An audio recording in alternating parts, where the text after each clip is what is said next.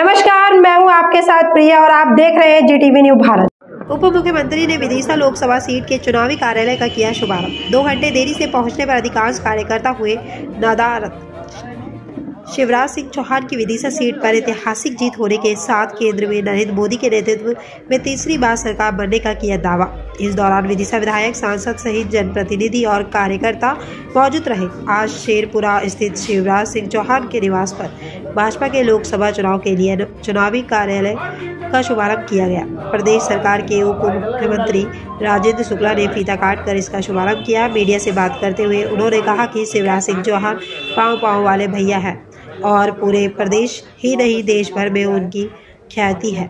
यहाँ से पूर्व में भी वह सांसद रहे हैं। एक बार फिर जनता के बीच सांसद बनकर सेवा के लिए प्रस्तुत है। उनके चुनाव कार्यालय का आज शुभारंभ किया गया है। शिवराज सिंह चौहान की ऐतिहासिक जीत का उन्होंने दावा किया। इसके साथ साथ नरेंद्र मोदी की तीसरी बार सरकार बनने की बात भी उन्होंने कही। रेस्टोरेंट सांसद रमाकांत भार्गव, विधायक मनोज टंडन। प्रदेश के बहुत ही लोकप्रिय नेता और लंबे समय तक मुख्यमंत्री के तौर पर उन्होंने करोड़ों लोगों के दिल और दिमाग में अपना स्थान बनाया है। और ये वो संसदीय क्षेत्र है जहाँ पर उन्होंने राजनीति की शुरुआत करके पाँव वाले भैया के रूप में मशहूर हुए।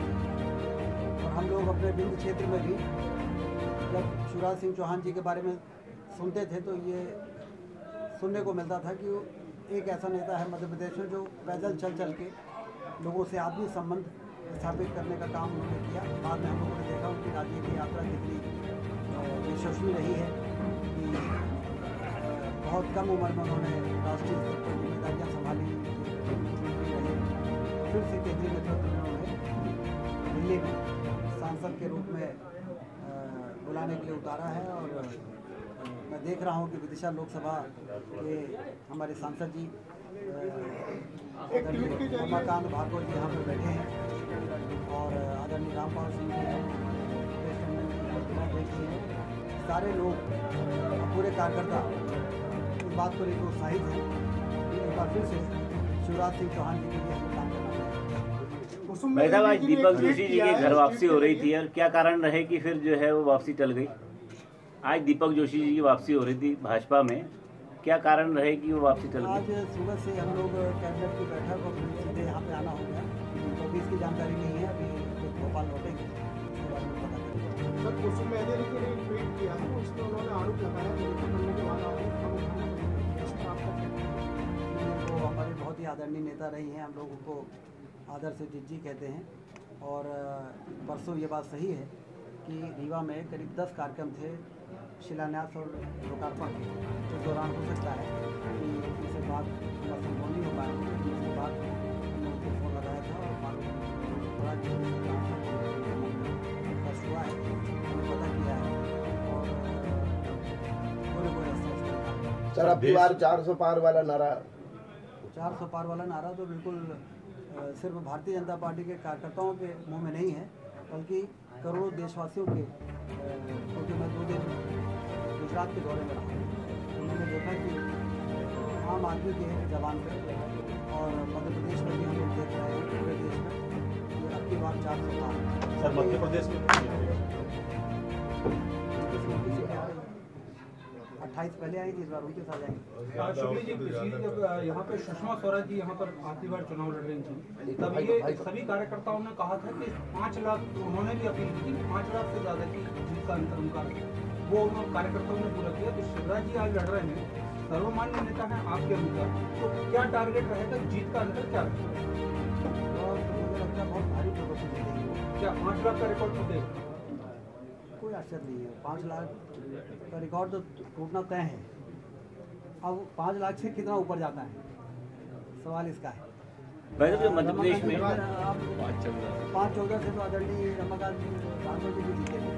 5 लाख तो मिनिमम है, उसके ऊपर कितना हो जाएगा कोई नहीं। वैसे मध्य प्रदेश में जो कांग्रेस की भगदड़ मची हुई है, उसको हम आगामी चुनाव तक की स्थिति में क्या देखते हैं और क्या मध्य प्रदेश में कांग्रेस की स्थिति रहेगी? कांग्रेस की नैया डूब रही है और अमित शाह जी ने जो राष्ट्रीय अध्यक्ष थे उस समय उन्होंने ये बात कही थी कि कांग्रेस मुक्त देश चाहिए, क्योंकि कांग्रेस ने लंबे समय तक सरकार में रहते हुए बड़े राज की है, जिसके कारण पूरे देश में आतंकवाद और नक्सलवाद और गरीबी और बेरोजगारी और अधोसंरचना, इसके कारण देश संकटों से घिरा। इसलिए कांग्रेस जब तक समाप्त नहीं होगी, कमज़ोर नहीं होगी, तब तक ये देश विकास की पटरी पर तेज़ी से आगे नहीं बढ़ पाएगा। भारतीय जनता पार्टी ने वास्तव में देश की जनता को सुशासन और दुशासन में क्या अंतर होता है ये सरकार में आने के बाद समझाया, बताया, दिखाया, और उसी का एक परिणाम है कि 10 साल मोदी जी प्रधानमंत्री रहे और आज दूसरी बार उनको प्रधानमंत्री बनाने के लिए देश एकजुट दिख रहा है। कुछ कांग्रेसियों का कहना है कि जो भी कांग्रेसी बीजेपी में जाके शामिल हो रहे हैं वो बीजेपी डस्टबिन के रूप में हो गया, उनका कचरा बीजेपी संभाल रही है। कौन कह रहा है ये? कांग्रेस ही कह रहे हैं। जो कांग्रेस नहीं गए हैं कांग्रेस के लोग पूंठा में कुछ भी कह सकते हैं, लेकिन मुझे लगता है उनके इस प्रकार के बयान सुनने के बाद आप लोगों को भी, आप लोग पूजा में थोड़ा सा मतलब चेहरे में हंसी दिखती है। सरदार बंधु भी उनके दिए गए बयानों पर हंस रहे हैं। सर, लालू यादव जी ने मोदी जी के परिवार को लेकर टिप्पणी की, क्या कहेंगे? किन्होंने? लालू यादव जी ने कब अभी? नहीं, कुछ दिनों पूर्व मोदी जी के परिवार को लेकर टिप्पणी। मोदी जी पर जितनी टिप्पणी होगी उतना ही मोदी जी और मजबूत होगी। धन्यवाद। भैया आप भी